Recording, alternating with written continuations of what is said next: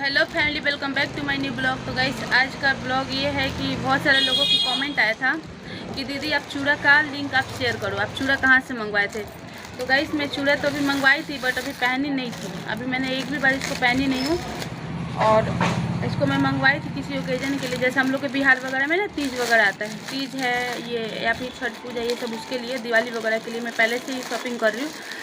और मंगवा रखा है इस टाइप का चूड़ा। देखिए, ये ना काला इस टाइप में है और ये पहनने के बाद कुछ इस तरीके का इसका लुक आएगा। देखो कितना सुंदर लगा है, कितना सुंदर लगा है।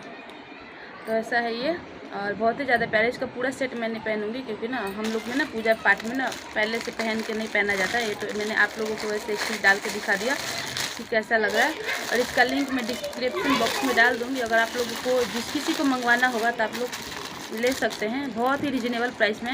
ये एक हाथ का है, इतना ना आप एक हाथ में पहनो, और ये दूसरा हाथ के लिए है। बहुत ही ज़्यादा सुंदर और बहुत ही ज़्यादा प्यारा है देखो इस तरीके का। और दूसरा जो चूड़ा है ये है, ये ना कम है, ये ना थोड़ा थोड़ा है। अगर कहीं आने जाने में अगर पहनना चाहते हो तो आप उस पर्पज़ से इसको ले सकते हो। बहुत ही ज़्यादा सुंदर है।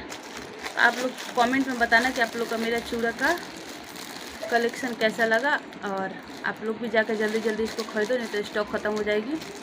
And thank you for watching guys.